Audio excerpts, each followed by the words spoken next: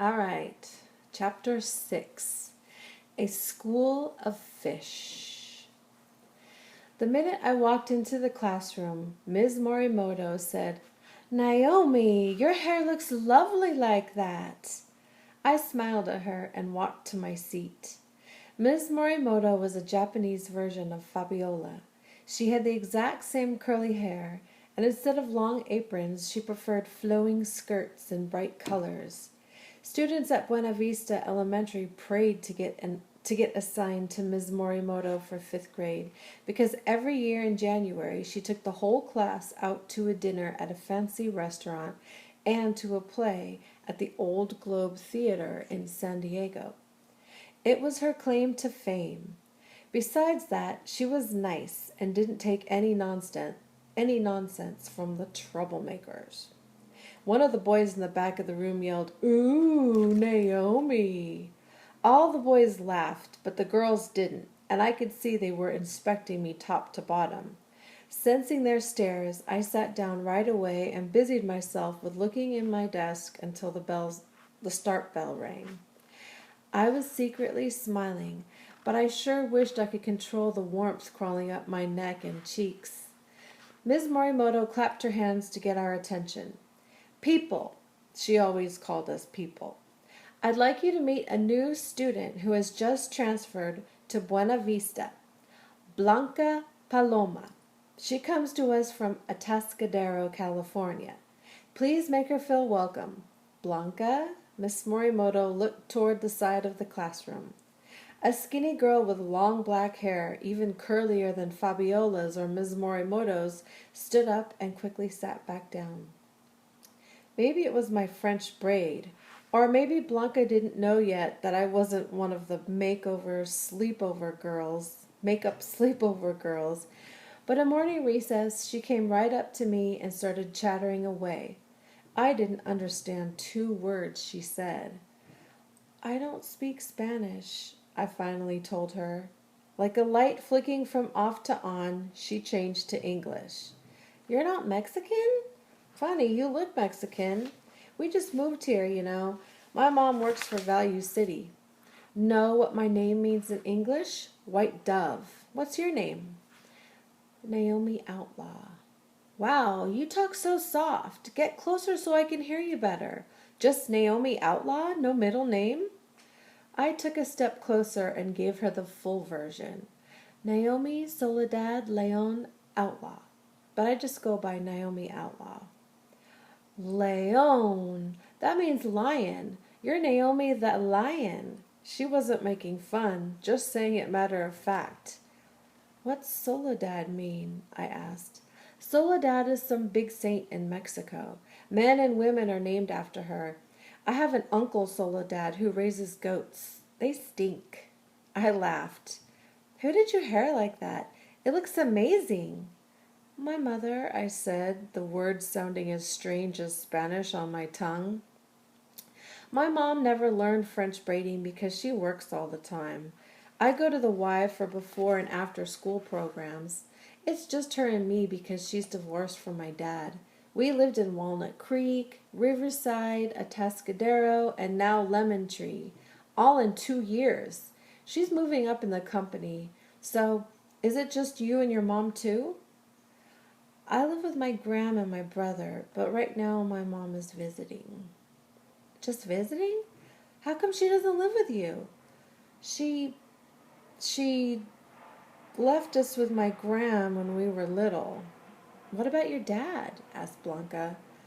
"Divorced. Same as me. I don't see my dad very much. What's yours like?" "I don't know. He lives in Mexico. He's never come to see us." "You don't know anything about him?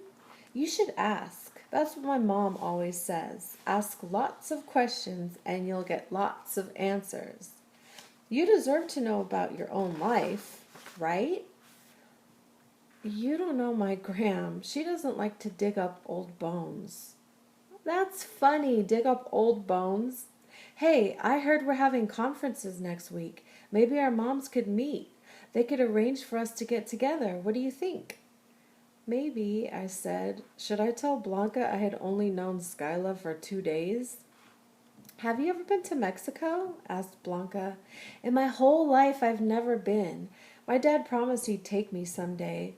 Hey, did you know I get a discount on anything at Value City since my mom's a manager? Graham would call Blanca a jabbermouth, but I liked her and was already hoping she would stick close to me all day. I didn't have to worry. At lunch, she grabbed her bag and stayed on my elbow until we reached the library. Mr. Marble looked at me and said, "And who is this person with the elaborately plaited hair?" Then he bowed to Blanca. "Ah, the new student. I heard about you in the staff room this morning. Welcome to our safe haven. Is there a particular subject you are interested in, Blanca? Because if so, I can highly recommend a book on just about anything. After all, I am a librarian. Since it's lunchtime, can I interest you in some mind food?" I like that, mind food. "Or, since we have an aquarium, I could offer you some fish food." We both giggled and sat down at a table. "Wow, you eat in here?" said Blanca. "Like a club, huh?" I had never thought of it that way. I just thought it was where all the leftover kids ate. While we took out our sandwiches, Mr. Marble arranged the glass display case. First, he stacked a bunch of little boxes inside and covered them with a giant silky red scarf. Then he placed dolls and costumes from different countries on the little boxes.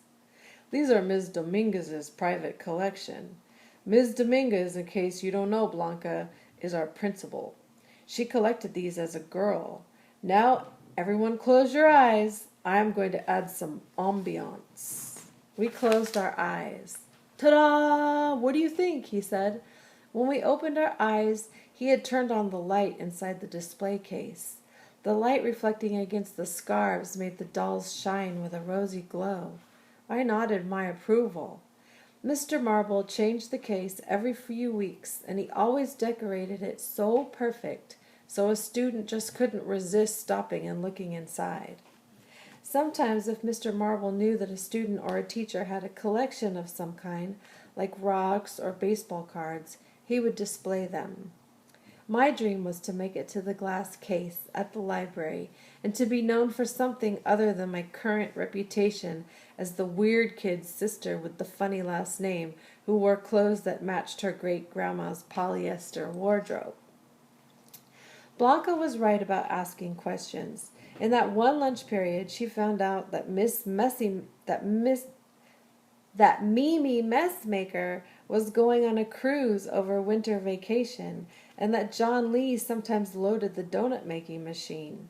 She also discovered that Mr. Marble was from Kalamazoo, Michigan. Kalamazoo was going to the splendid words list and unusual names. When the bell rang, they all walked ahead of me, and I hung back. Mr. Marble must have taken Blanca's cue about asking questions, because he said, "Naomi Outlaw, is there something on your mind? Can I help you?" I nodded and whispered, "My mother came back." Mr. Marble put his hand on his cheek. "What an interesting turn of events. And how is that working out?" I thought about that for a moment, chewing on my bottom lip. I finally answered, "I don't know. Good, I think. Thank you for sharing with me, Naomi Outlaw. I know how hard it is to open up sometimes. I hope you will have more to tell me later." I nodded and gave him a little smile. I hoped so too. At Buena Vista, we only had bus service in the mornings, so when school was out, Blanca and I stood on the front steps waiting to get picked up. I had warned her about Owen. When he arrived with his tape and his funny walk and his throaty voice, she shrugged her shoulders and said, "That's it?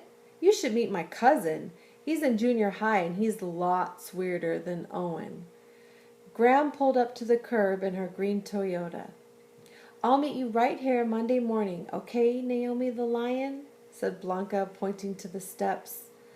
"Okay," I said, waving. I had already decided I was going to add a Tuscadero to my splendid words list. As I walked towards Grandma's car, I smoothed my new jeans, readjusted my stretchy shirt, and found myself smiling and feeling like a shiny penny. My new look had brought me good luck, and I had my mother to thank. The end.